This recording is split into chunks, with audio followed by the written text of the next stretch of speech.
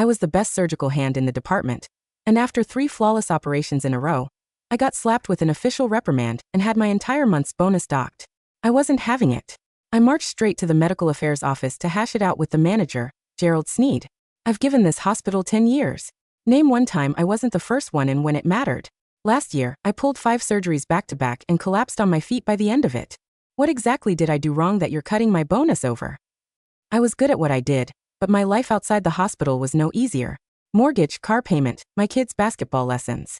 I had been counting on that month's bonus to cover it, and now it was gone. I wasn't letting this slide. Since when did a successful surgery count as a mistake? Given my standing at the hospital, Manager Sneed didn't dare go toe-to-toe with me. Instead, he tried to smooth things over. Dr. Cole, during that surgery you ran at 3 in the morning 2 nights ago, you drank 2 bags of glucose solution off the books, and it ended up billed to the patient. The family found out and accused us of overcharging. It's already blowing up online. Our hands are tied here. That's when it came back to me. That emergency surgery 2 nights ago had been a mess. It wasn't even supposed to be mine. I had already been on my feet in the OR for 36 straight hours, but the deputy director came looking for me and swore no one else could pull it off. So I gritted my teeth and scrubbed in. The surgery went perfectly. And somehow, that was what it got me. I took a breath and changed my tone. I understand completely. This one's on me. I'll take a month off, go home and think it over. Manager Sneed, pleased with himself for scoring 1 against me, approved the leave on the spot. What he didn't expect was that only a week later, the hospital director himself would call, begging me to come back to work. I told Gerald Sneed I wanted a month off. Manager Sneed's practice smile vanished, replaced by the look of a man savoring a petty little victory. That's more like it, Dr. Cole. He clapped a hand on my shoulder, his tone dripping with condescension.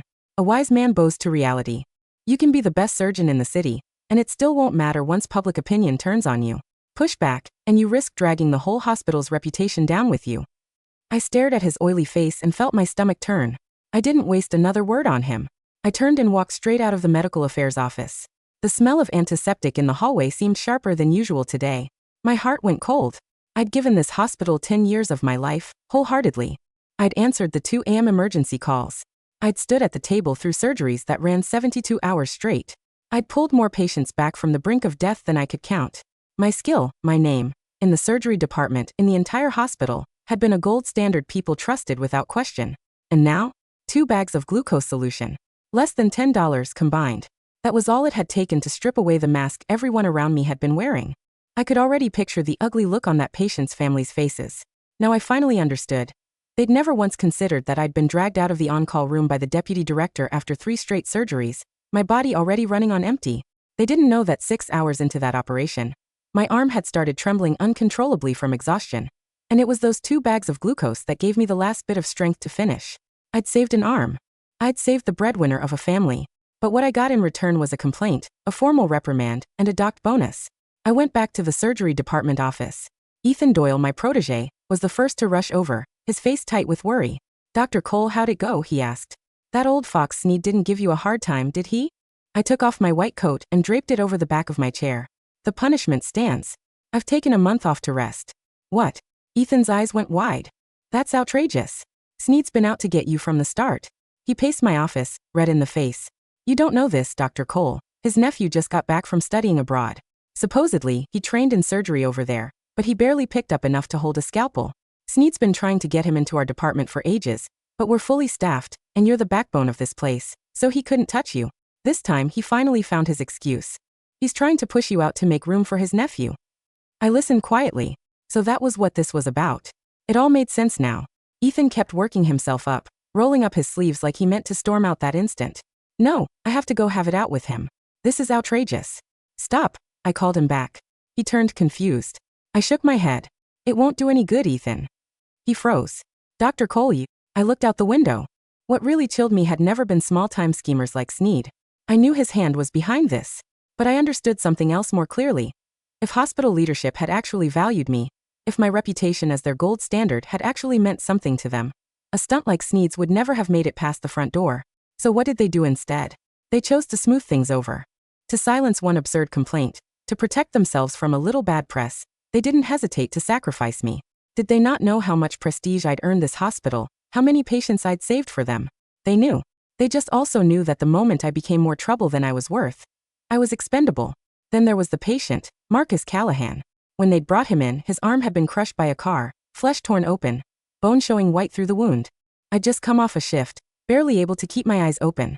It was the deputy director who came to the on-call room himself, his voice almost pleading. Dr. Cole, in this whole hospital, only you can do this surgery. Whatever it takes, you have to hold on. I held on. With hands shaking from exhaustion, I pulled that ruined arm back from the edge, stitch by stitch, cut by cut. And in the end, his family stabbed me in the back over less than $10. I packed up my things right then and there. This godforsaken place. Let whoever wanted it have it. I was carrying a cardboard box, just stepping into the lobby, when Manager Sneed slipped out from behind a pillar, like some kind of ghost. Not so fast, Dr. Cole. He blocked my path, his small eyes glinting with calculation. There's still a formality we haven't finished. I stared at him, my eyes cold. Get out of my way. His expression froze for a second, then his grin widened. Still got quite the temper on you, Dr. Cole. He acted like he hadn't heard me at all, and kept right on talking. In the interest of transparency and to address the public's concerns, the hospital has decided to broadcast your disciplinary notice live, to the whole internet. What did you just say? I thought I'd misheard him. A live broadcast? To everyone? He pulled out his phone and waved it in my face. On the screen was the hospital's official account, and beneath it, a notice that had just gone up. A public statement on Dr. Nathan Cole's overbilling incident in the surgery department. Already, over 1,000 comments had poured in. My fingers shook as I opened it.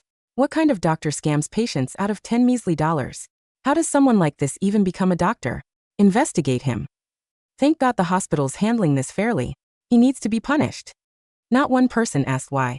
Not one person mentioned that before that 6-hour surgery, I'd already been through 3 operations back to back. Not one person knew that those 2 bags of glucose had saved an arm, and with it, a family's breadwinner. All they saw were the words overbilling. A chill shot from the soles of my feet straight to the crown of my head. This was the patient I'd nearly killed myself to protect. I refuse. My voice was ice. Manager Sneed had clearly expected this. His smile didn't waver. That's not up to you, Dr. Cole. He patted my arm. This comes straight from the director. We need to give the public an answer, to put this whole mess to rest. The director? The same man who'd once clapped me on the shoulder and told me I was the future of this hospital? My stomach turned again. Manager Sneed seemed to be savoring the look on my face. He pulled out his own phone, dialed a number, and pressed it straight to my ear. Hey, Dr. Cole. Came the voice on the line. I said nothing. After a few seconds of silence, the director spoke again, his tone stiff and awkward. Did Manager Sneed already tell you? The hospital's under a lot of pressure right now. You know how public opinion is online. We can't get it under control. Just bear with it a little longer. I know this is unfair to you. I listened and almost laughed. Unfair? That was rich coming from him. Once this blows over, I'll find a way to quietly make up your bonus for you this month. Take some time off, and whenever you're ready, come on back to work. What a way to dress it up, stripping me of what I'd earned and calling it a favor. I laughed coldly. No need. Director. I quit. The line went dead silent for a beat. Nathan, don't do anything rash. Over a small thing like this. Small. I cut him off. To all of you, my reputation is small. My years of work are small. Even my dignity is just one more small thing you can wave away whenever it's convenient. I'm done with this place. With that, I hung up and threw the phone back at Manager Sneed. His expression changed. He hadn't expected me to actually quit on the spot. This clearly wasn't part of his plan. If I left, what was he supposed to use to prop up his good-for-nothing nephew and silence the whispers in the department? He gave a cold laugh, his tone turning to a threat. Dr. Cole, I'd think carefully if I were you. Even if you're quitting, you're finishing today's live broadcast first. That's hospital policy. Try to skip out on it, and I have plenty of ways to make sure you never work in this field again. I guarantee you no hospital in this country will hire a doctor who's been publicly denounced and blacklisted by the whole industry. He stared me down. That precious skill of yours, the one you're so proud of? You can let it rot. My hands tightened around the cardboard box. People streamed past in the lobby around us, and I looked at Manager Sneed's smug, self-satisfied face. I thought of everyone back home who depended on me. My jaw clenched, and the words came out through gritted teeth. Fine. The lights in the livestream studio were harsher than any surgical lamp I'd ever worked under. Manager Sneed stood beside me, the corner of his mouth curled into a satisfied smile. On the phone screen in front of us, comments scrolled by in an endless stream. Rotten doctor, get out of medicine. Won't even let $10 slide, people like this should lose their license. Glad the hospital's dealing with him, good riddance. My heart went cold in an instant. Sneed nudged me with his elbow, his voice low. Your turn to talk, Dr. Cole. Make it sound sincere. I lifted my head and looked into the camera. I took a deep breath, and when I spoke, my voice came out hoarse. Regarding this incident, I admit my mistake. I failed the trust my patients placed in me, and I failed everything this hospital invested in training me. The comments exploded. At least he knows it. Admitting it now? Where was that honesty before? A doctor like this shouldn't be allowed near patients. I looked at the words scrolling past, my mouth twisting into something bitter. Then, slow and clear, word by word, I said, I am announcing here and now that I, Dr. Nathan Cole, am formally resigning my position as attending surgeon in the surgery department of Lintica General Hospital, effective today. For a moment, the studio went dead silent. Then the mockery came back even harder. Good, now get lost already. At least the hospital's clean again. Manager Sneed could no longer hide the smile spreading across his face. This was exactly the outcome he'd wanted. The broadcast ended. I didn't look back. I walked straight out through the hospital's front doors. That night, I had a dream. In it, countless hands were pointing at me, countless mouths were cursing me. Liar. Butcher. I tried desperately to explain that the 2 bags of glucose had been to save a patient's life. No one listened. The voices grew louder and louder until I jolted awake. It was barely 5 in the morning. My wife stirred beside me, woken by my thrashing. She switched on the bedside lamp and looked at me, worried. Another nightmare? She'd seen the broadcast too. These past few days, she hadn't asked me a single question. She just quietly stayed by my side. She took my cold hand in hers and said softly, Nathan, let's just walk away from all this. As long as we can look ourselves in the mirror, that's worth more than anything. With your skill, you could make a living doing just about anything. Hearing her comfort me, I couldn't hold it in anymore. I broke down and sobbed. What had all these years even been for? All that lost sleep, all that killing myself at work, and it had bought me nothing but a ruined reputation and the whole internet spitting on my name? But a week later, of all things, the director called me himself. I hesitated for a moment before picking up. Dr. Cole, my star surgeon. His voice was almost gleeful. You've had enough time off by now, haven't you? Come on back to work already. I thought I was hearing things. The hospital's already lifted your disciplinary action. I'm having accounting cut you your bonus right now, double in fact. I let out a cold laugh. Why? On the other end, the director froze, disbelief creeping into his voice. Why? Dr. Cole, have you not been online at all this past week? I hung up the phone without answering the director. My wife looked at me from across the kitchen table, her eyes filled with quiet concern. I sat down, pulled out my phone, and opened the internet for the first time in a week. I didn't even have to search for Lintica General Hospital.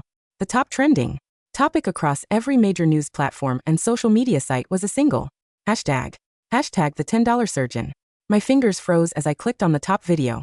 It already had over 40 million views. It wasn't a clip from my humiliating livestream confession. It was a high-definition leak from the hospital's internal operating room monitoring system, dated 2 weeks ago at 3:14 a.m.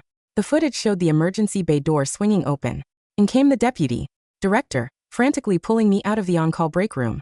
My eyes were bloodshot, my surgical scrub stained from 3 previous operations. The audio was crystal clear. Nathan, please. The car crash victim has a subtotal brachial artery avulsion and shredded median nerves. If we don't revascularize in 40 minutes, his arm is gone, and he'll bleed out. None of the night shift surgeons dare touch it. Deputy Director, I've been in surgery for 36 hours straight. My blood sugar is crashing. My hands are shaking. I'm begging you, Dr. Cole. You're the only one in this city who can perform a microvascular reconstruction under these conditions. Just save him. The video cut to 20 minutes into the surgery. I was at the operating table. The pulse monitor was chiming steadily. Sweat was pouring off my forehead. Suddenly, my right hand twitched violently, a classic symptom of severe hypoglycemic tremor. The scrub nurse, Nurse Sarah, immediately noticed. Dr. Cole, your blood sugar is dropping. You're going to faint. I can't break sterility. My recorded voice came through raspy and faint. Get 2 bags of 5% glucose solution. Spike them with straws. Hold them to my mouth while I stitch. The camera captured the entire scene in grueling detail. Nurse Sarah held the 4 bags to my mouth while I greedily swallowed the sugary liquid. 5 minutes later, the tremors stopped. My hands regained their rock-solid stability. The video showed my fingers moving with microscopic precision, suturing a vascular wall less than 1 millimeter in diameter. At the bottom of the video, a verified account had posted the medical records. Patient, Marcus Callahan. Result, limb saved. Full neurological and vascular function restored. Billing disputed by family. $9.80 for 2 bags of oral glucose consumed by the Surgeon to prevent intraoperative collapse. The internet had completely erupted. My God. He drank those 2 bags of glucose so he wouldn't faint while saving a man's arm. Lintica General forced this hero to apologize on a live stream. Over $10. Where is this patient's family? They reported the man who saved their breadwinner's arm over $10. Look at Manager Sneed's smug face during that live stream. He stood there like a vulture. Boycott Lintica General. Fire Sneed. Bring back Dr. Cole. I scrolled further down. The outrage wasn't just online anymore. A news report from 2 hours ago showed hundreds of citizens, former patients, and medical students gathered outside Lintica General Hospital's main entrance, holding up banners that read, "Give Dr. Cole his dignity back, and we trust Nathan Cole." My phone buzzed again. It was Ethan Doyle. Dr. Cole. Ethan's voice was breathless, practically screaming with joy. Did you see it? Did you see the news? Ethan, I said slowly, my chest tightening. Where did that footage come from? Nurse Sarah and I. Ethan said, unashamed. When Sneed forced you into that live stream, Sarah couldn't sleep for 3 days. She went into the hospital's central server room, pulled the raw surgical logs and security backups, and gave them to an investigative journalist. Sneed tried to delete the archives yesterday, but it was already too late. The Health Bureau has launched an official investigation into the hospital. I sat back in my chair, staring out the window at the morning light. For a week, I thought my 10 years of sacrifice had amounted to nothing. I thought truth was cheap and easily buried by petty politics. But looking at the millions of comments demanding justice for me, a lump formed in my throat. Before I could process it all, the heavy rumble of a luxury sedan sounded outside my driveway. I walked to the front window and pulled back the curtain. A sleek black Mercedes belonging to the hospital director had just pulled up. Out stepped the director himself, his face pale and dripping with cold sweat. Behind him, looking like a man walking toward a firing squad, was Gerald Sneed. My wife stood up, her hand gently resting on my shoulder. Do you want me to tell them you're not home? No, I said quietly, adjusting my shirt. Let them in. The doorbell didn't just ring, it buzzed incessantly. When I opened the door, the director practically threw himself inside, clutching a massive leather briefcase and a box of high-end ginseng tea. Nathan. My dear Nathan. The director's face was twisted into a grotesque, desperate smile. Thank goodness you're home. Look, I came personally. I brought the accounting department's cash requisition forms. He snapped his fingers at Sneed, who was standing frozen on the porch, staring at his polished shoes. Sneed, what are you standing there for? Get in here and apologize to Dr. Cole, the director roared. Gerald Sneed stepped into my modest hallway. The arrogant, condescending manager, who had smugly told me to bow to reality, now looked like a beaten dog. His oily skin was sallow, his hands trembling as he held a printed document. Dear Dr. Cole, Sneed stammered, his small eyes darting around the room, unable to meet my gaze. I was blind. I acted inappropriately. I let my eagerness to resolve the public complaint cloud my judgment. I brought a formal written apology and a full reinstatement order. I didn't take the paper. I leaned against the doorframe, folding my arms. Manager Sneed, I said, my voice dangerously calm. Didn't you tell me last week that no hospital in this country would ever hire me again? Didn't you say I should let my skills rot? Sneed's face flushed an ugly shade of crimson. He bowed his head so low it almost touched his chest. I was talking nonsense. I was spitting venom. Dr. Cole, please, the Health Bureau is sitting in the hospital boardroom right now. The protesters are blocking the emergency entrance. If you don't come back today, the hospital's Class 3A accreditation will be suspended. And what does that have to do with me? I asked coldly. I'm just a doctor who overbilled $10. I resigned. On live television. The director grabbed my forearm, his voice trembling with genuine panic. Nathan, I know you have grievances. I know Sneed screwed up. But we need you right now for another reason, a critical reason. I narrowed my eyes. What reason? The director swallowed hard, wiping his forehead with a handkerchief. It's Chairman Vance's daughter, Chloe Vance. She was in a high-speed collision on the highway 2 hours ago. Multi-organ trauma, severe crush injury to the subclavian artery, and a shattered pelvic girdle. Chairman Vance was the head of the Regional Health Development Fund, the man who controlled 80% of Lintica General's funding and political backing. Send her 2 or 1, I said flatly. You have Deputy Director Zhang. You have the Chief Vascular Surgeons. The director's expression turned utterly horrified. We couldn't wait. When Chloe arrived, you weren't there. Sneed insisted that his nephew, Dr. Julian Sneed, was more than qualified to lead the emergency team. My blood ran cold. Julian Sneed? The kid who just returned from a 6-month observership in Europe? Julian took her into or 140 minutes ago. The director wept, dropping all pretense of authority. He severed the subclavian vein while trying to clear the bone fragments. The field is flooded with blood. The heart rate is dropping. Julian froze. He's crying in the corner of the operating room right now. Nobody else in the department dares to take over his mess. I stared at the director, then at Sneed, whose face was completely devoid of color. Sneed suddenly dropped to his knees right there on my hardwood floor, grabbing my pants legs. Dr. Cole. Nathan. I beg you. Sneed sobbed, tears and sweat smearing across his face. If Chloe Vance dies on that table under my nephew's scalpel, Julian will go to prison for gross manslaughter, and I will be destroyed. The whole hospital will fall. Please, save her. I'll do anything. I'll resign. I'll leave the medical field forever. I looked at Sneed kneeling at my feet, weeping like a pathetic coward. This was the man who had tried to push me into an abyss just to build a ladder for his incompetent nephew. And now, that same nepotism had pushed a young woman to the brink of death. I pushed Sneed's hands off my leg with my shoe. Get up. I spat, my eyes burning with disgust. Get out of my house. I turned to my wife, grabbed my coat from the rack, and reached for my surgical spectacles case. Nathan, my wife called out softly. I looked back at her, my jaw set.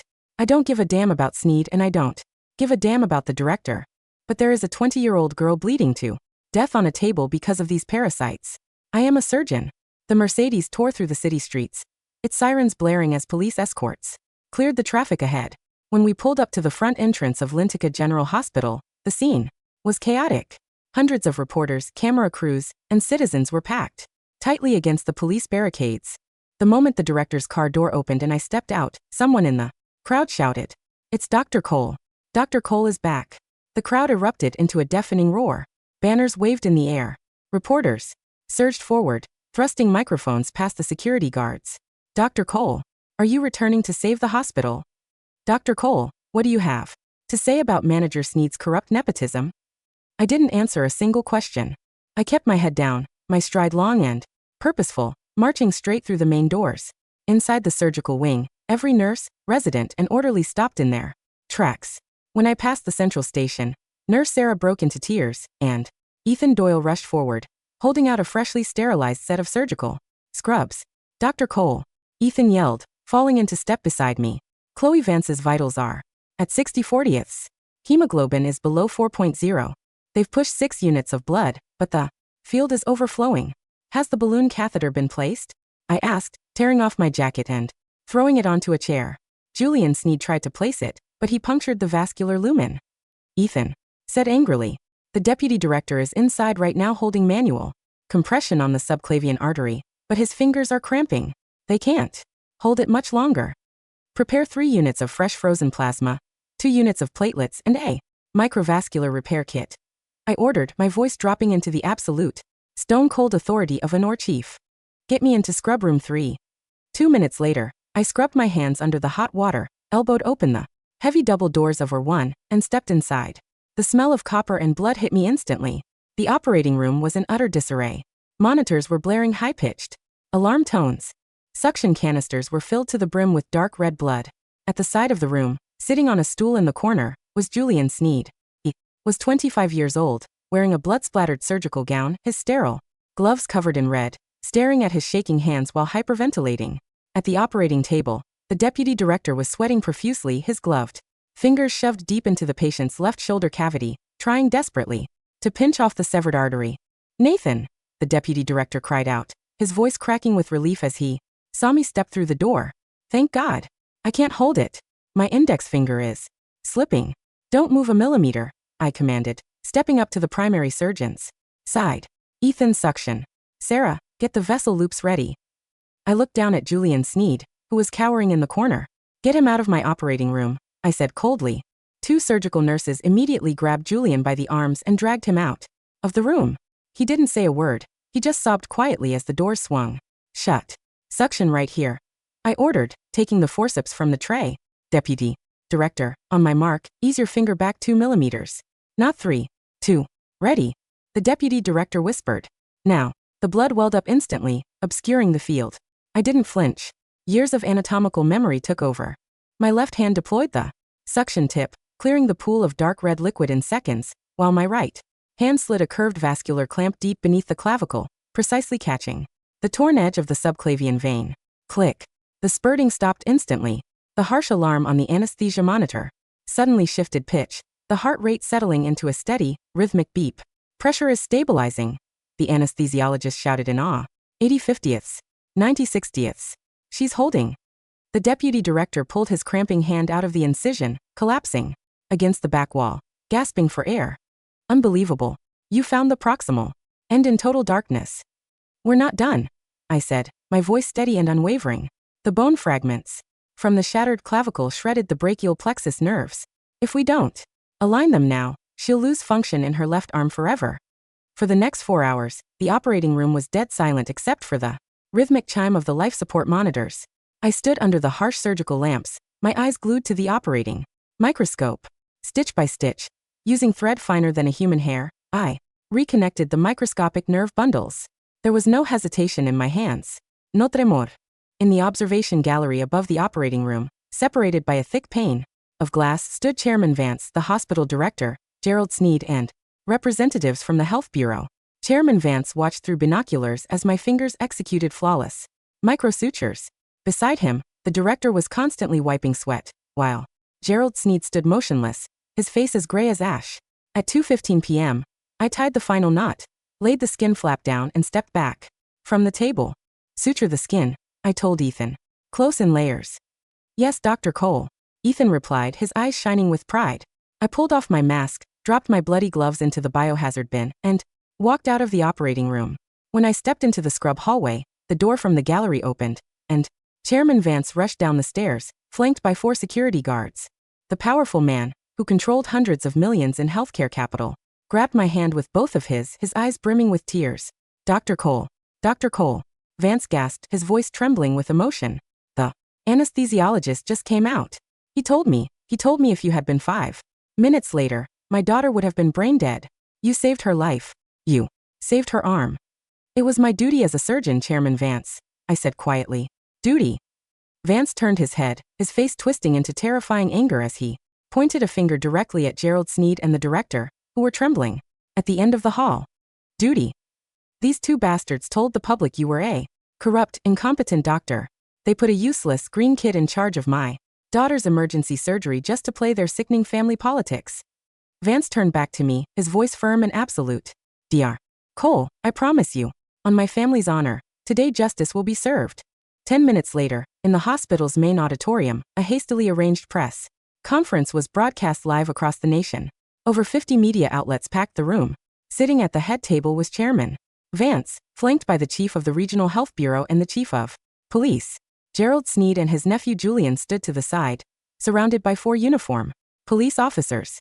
Chairman Vance took the microphone, his voice echoing with absolute authority through the speakers. Today, I stand here not just as a public official, but as a father whose daughter was saved by a true hero, Dr. Nathan Cole. The camera shutters clicked rapidly like a storm of thunder. Following a preliminary investigation by the Health Bureau and the Police Department, Vance continued, his eyes glaring at Sneed, we have uncovered systematic corruption, falsification of public records, and criminal endangerment within Lintica General Hospital's administration. Vance pulled out a certified legal document. Manager Gerald Sneed has been officially stripped of his position, arrested, and charged with corporate fraud, abuse of authority, and intentional endangerment of patient safety. His nephew Julian Sneed has had his medical license permanently revoked nationwide and faces criminal charges for medical malpractice resulting in life-threatening harm. Sneed let out a choked cry, his knees giving out as the police officers gripped his arms, dragging him and his weeping nephew out of the hall in front of dozens of flashing cameras. The director sat at the end of the table, sweating so profusely his collar was soaked through.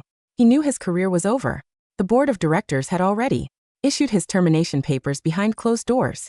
Then, Chairman Vance turned to face me, standing up from his seat and bowing deeply in front of all the news cameras. Dr. Cole, Vance said into the microphone, his voice carrying across the entire country. On behalf of my family, on behalf of this city, and on behalf of every patient who needs an honest, brilliant surgeon, I offer you our deepest apologies for the humiliation you suffered. The hospital board has unanimously voted to offer you the position of chief of surgery, with absolute authority over department personnel and operations." The room erupted into thunderous applause. Reporters surged forward, shoving microphones toward me. "Dr. Cole, will you accept the position of chief? Dr. Cole, what do you have to say to the public who supported you?" I stood quietly behind the podium. I looked at the sea of flashing lights then, at Ethan and Nurse Sarah standing near the entrance, holding my clean white coat. I leaned into the microphone, my voice clear, calm and resonant.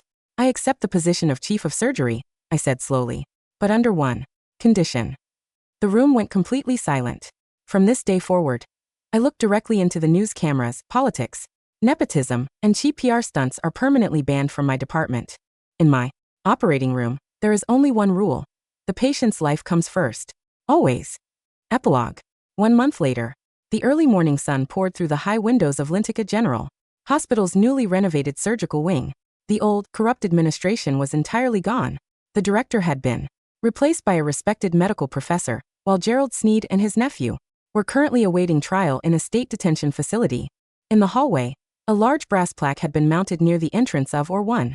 It read, "Dedicated to unwavering ethics and patient care, Chief Nathan Cole." I walked down the quiet corridor, wearing a crisp, tailored white lab coat. Beside me was Ethan Doyle, now promoted to senior attending surgeon, holding a stack of morning patient files. "Chief," Ethan said with a grin, handing me a file. "Room 402 is ready for morning rounds. It's Marcus Callahan." I opened the file. Marcus Callahan, the man whose arm I had saved during that fateful 36-hour shift, had made a full recovery. His surgical site was completely healed, and he was being discharged today. When I pushed open the door to room 402, Marcus was standing by his bed, fully dressed, his previously shattered arm moving with smooth, natural flexibility. Beside him stood his family, the same relatives who had filed the foolish complaint over $10 a month ago. They stood in the corner, heads hung low, completely terrified to look me in the eye.